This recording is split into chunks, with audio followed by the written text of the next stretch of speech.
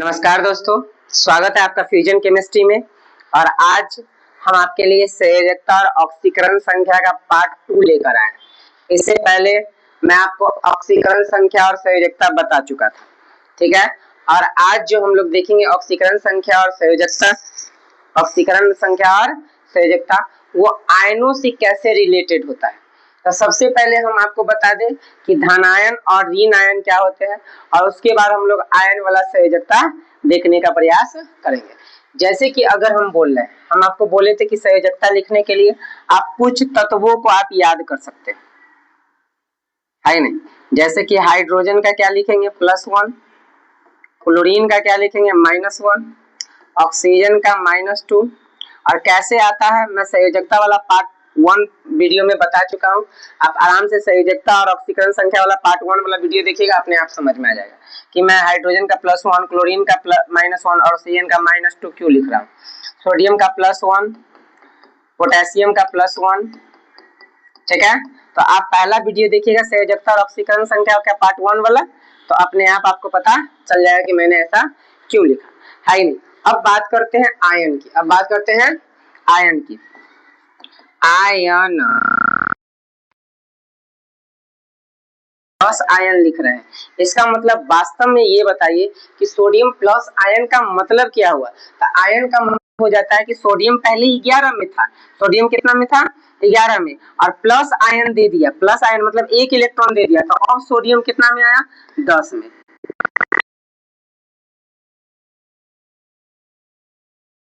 कितना में आता है तो आप कहिएगा कि 11 में, मगर हम कह रहे हैं कि सोडियम प्लस कितना में आता है तो आप कहिएगा 10 में, है नहीं। तो सोडियम आता है 11 में, सोडियम प्लस की बात करें तो कितना में आता है 10 में, मतलब कि एक इलेक्ट्रॉन क्या हो गया कम गया। इसका मतलब एक इलेक्ट्रॉन ये दान करता है। तो जहां जहां आपको प्लस दिखाई दे समझ जाइए कि एक इलेक्ट्रॉन की कमी हो रही है भाई, माइनस हो रहा है कि नहीं। अगर हम ये लिख दे कि नहीं, हम बता रहे हैं कि सोडियम 2+, बताइए कि सोडियम 2+ आयन, इसका मतलब ये है कि सोडियम 2 इलेक्ट्रॉन को त्याग कर रहा है, मतलब क्या निकाल दिया, मतलब अब कम में आ गया था 9 में, अब कम में आ गया 9 में। वैसा ही आप देखिए क्लोरीन का, कि क्लोरीन लिख रहे हैं तो इसका मतलब क्लोरीन है 17 में, क्लोरीन कितना में है 17 में। मगर जैसे ही हम कहें कि क्लोरीन आयन की बात करें तो माइनस का मतलब होता है कि एक इलेक्ट्रॉन ले रहा है भाई, माइनस कर्जा में हो रहा है, तो एक इलेक्ट्रॉन ले रहा है, तो एक इलेक्ट्रॉन ले रहा है, तो क्लोरीन वास्तव में अब कितना में आ गया 18 में, क्लोरीन ऐसे 17 में है। जैसी प्लस माइनस की बात करें तो कितना हो जाएगा 18, एक इलेक्ट्रॉन ले लिया, एक इलेक्ट्रॉन क्या किया ले लिया। तो इस प्रकार से आप देखिए कि आयन का मतलब क्या, अगर हम क्लोरीन की जगह पर अगर हम लिख रहे हैं 3-, इसका मतलब ये है कि 3 इलेक्ट्रॉन का ये दान कर रहा है, मतलब 3 इलेक्ट्रॉन ले रहा है, माइनस है तो 3 इलेक्ट्रॉन ले रहा है, तो ले रहा है तो 3 इलेक्ट्रॉन लिया, तो 17 में 3 और ऐड कर देंगे तो कितना हो जाएगा ये टोटल 20, ठीक है। तो 20 हो रहा है, तो इसका मतलब आप आयन का मतलब समझ होंगे कि प्लस, जितना प्लस उतना घटेगा, जितना प्लस उतना घटेगा, और जितना माइनस उतना बढ़ेगा, जितना प्लस उतना घटेगा, जितना माइनस उतना बढ़ेगा, कोई दिक्कत। अब निकालेंगे ऑक्सीकरण संख्या, अब निकालेंगे ऑक्सीकरण संख्या। जैसे क्वेश्चन हम आपको दे रहे हैं कि हम दे रहे हैं क्या चीज H2SO4 H2SO4 और 2+ में सल्फर की ऑक्सीकरण संख्या बताएं, ऑक्सीकरण संख्या बता, ठीक है बता, ठीक है।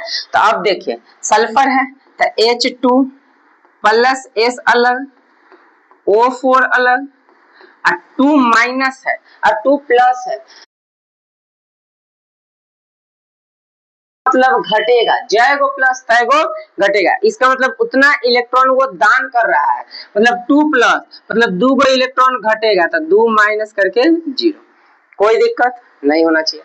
हाइड्रोजन कितना में आता है तो +1 मतलब 1, तो 1 गुने 2, इसकी संयोजकता है ये।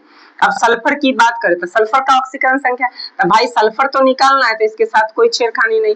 ऑक्सीजन का, तो ऑक्सीजन का कितना है भाई तो -2, तो -2, अब मल्टीप्लाई कितना था 4, -2 बराबर 0 टोटल।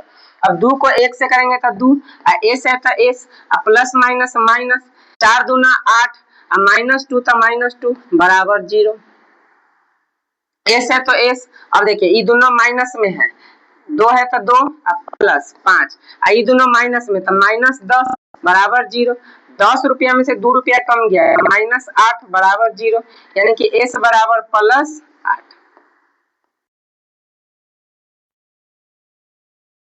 ऑक्सीकरण संख्या क्या निकल गई? +8।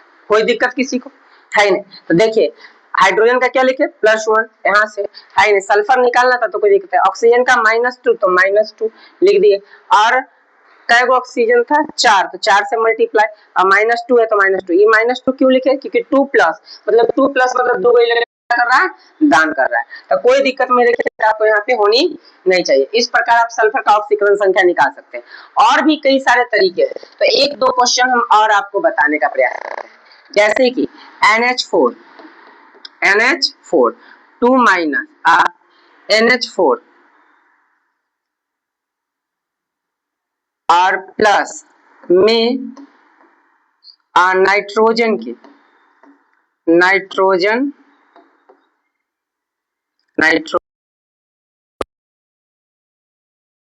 संख्या बताएं।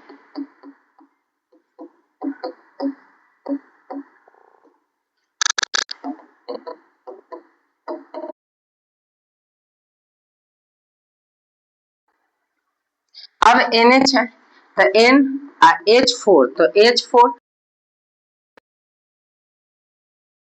प्लस मतलब कि एगो इलेक्ट्रॉन माइनस में, तो -1 बराबर 0। अब नाइट्रोजन का निकालें तो नाइट्रोजन के साथ कोई छेड़खानी नहीं। हाइड्रोजन की जगह पर कितना इस्तेमाल करेंगे? तो देखिए हाइड्रोजन की जगह पर कितना इस्तेमाल करें तो +1, तो हाइड्रोजन की जगह पर क्या लिखेंगे? 1 × 4 बराबर 0, यानी कि N +4 - 1 बराबर 0। N 1 कटेगा तो कितना हो जाएगा? 3 बराबर 0, यानी कि N बराबर कितना? -3। यही हो जाएगा आपका आंसर। ठीक है, यानी कि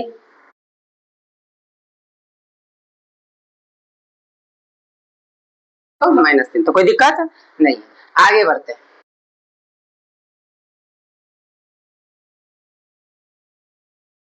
ठीक है, अब हम लिख रहे हैं K2SO4 K2SO4 है नहीं, और माइनस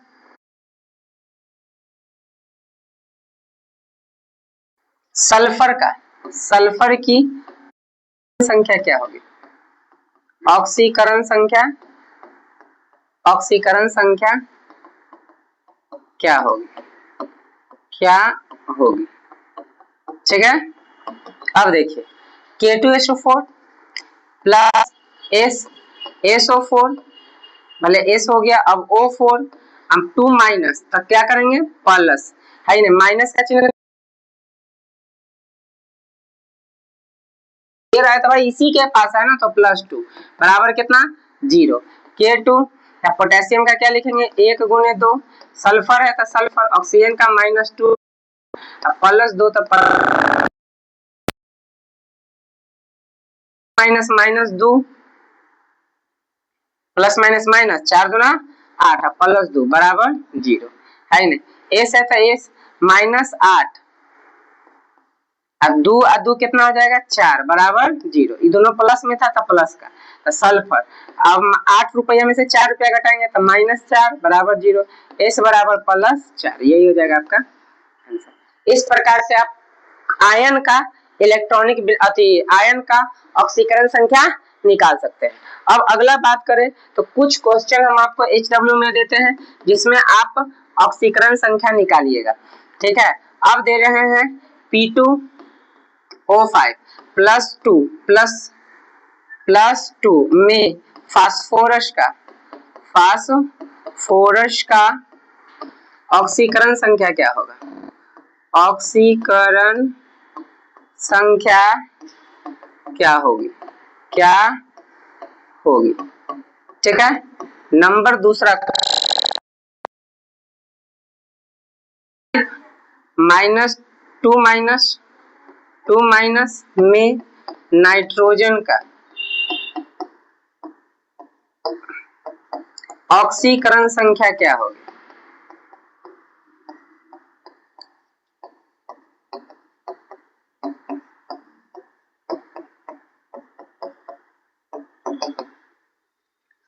हो गया।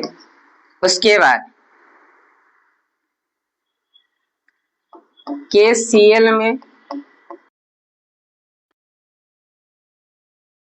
पोटेशियम का माइनस, पोटेशियम का ऑक्सीकरण संख्या क्या होगी?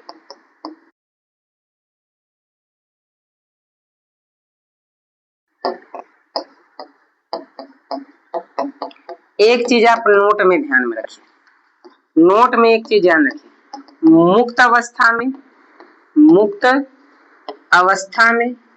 यदि कोई तत्व हो तो उसका ऑक्सीकरण संख्या